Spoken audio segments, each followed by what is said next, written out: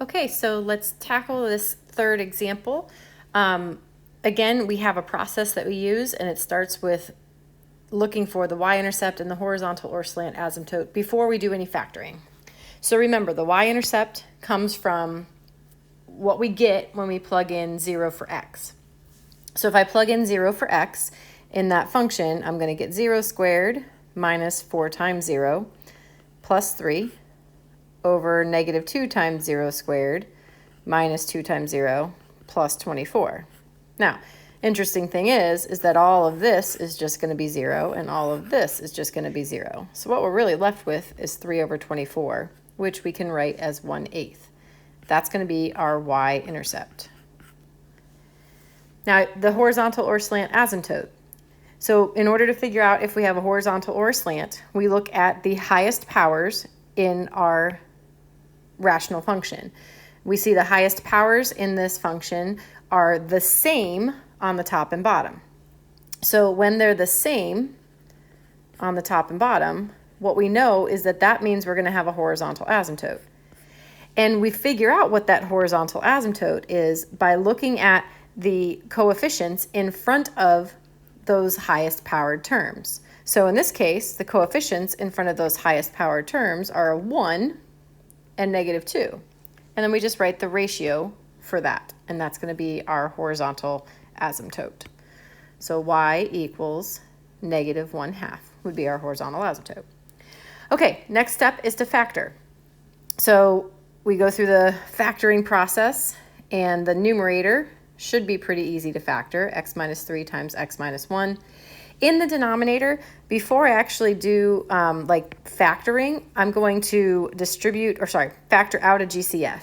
So if I factor out a GCF of negative 2, so I can make my x squared be a positive number, I get this.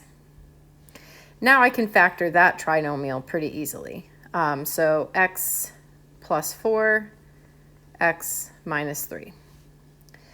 Now, once we have factored, in order to figure out if there's any holes in the function, we need to decide if there's a giant 1 in our rational expression.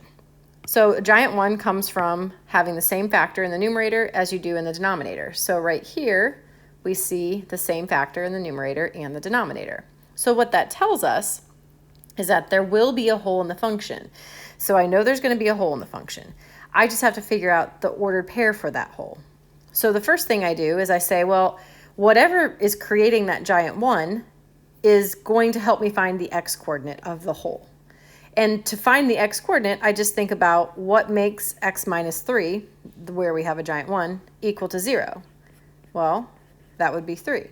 So I know that the hole is at the x-coordinate of positive 3. Now, I go back into my expression and I eliminate that giant 1 and write what's left. Now what's left will help me find the y-coordinate for the hole. Now to find the y-coordinate for the hole, I'm going to take the x-coordinate that I just found, 3, and put it in for x in that newly reduced fraction. So when I do that, I get 3 minus 1 over negative 2 times 3 plus 4. So that's going to give us 3 minus 1 is 2. And then we have 7 times negative 2 is negative 14. So that's negative 1/7. So the hole is going to be at the ordered pair 3, negative 1/7. Then we do our x-intercept, again, from that newly factored and reduced form of our rational function. And the x-intercept is going to come about from whatever would make the numerator be 0. So for my x-intercept, I'm going to just go ahead and take and set x minus 1 equal to 0. And then that gives me x equals 1. Now, that's not how I write my x-intercept, though, because my x-intercept is an actual ordered pair. It's a really common mistake, and I did that on purpose because that's something you're going to try to do, and you have to make sure you're writing this in proper form. Since the x-intercept is an actual point, we write the ordered pair. Now we look at our vertical asymptotes. Vertical asymptotes come from whatever would make the denominator be 0. So I'm going to take these factors and I'm going to say, okay, what would make negative 2, 0? Nothing's going to make negative 2, 0, so that's kind of unnecessary. What would make x plus 4, 0? Well, that's easy. That's negative 4. So I have one vertical asymptote at x equals negative 4. All right, and then finally your domain and your end behavior. So domain is very closely related to your holes and your vertical asymptotes. So this is going to come from these two things. Now, how we write it is we say, okay, we know that all x values work except for negative 4 and 3. So when I write my domain, I say, okay, everything from negative infinity until I run into negative 4 will work. And then everything between negative 4 and 3 will work. And then everything from 3 to infinity will work. So your domain is closely related to the holes in the vertical asymptotes.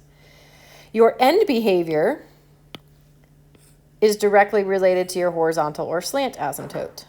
So when we write the end behavior, remember it always starts the same. As x approaches negative infinity, y approaches, and we're going to fill in the box. As x approaches positive infinity, y approaches, and we're going to fill in the box. And what gets filled in the box is just whatever our horizontal asymptote is. So in this case, it's going to be negative 1/2.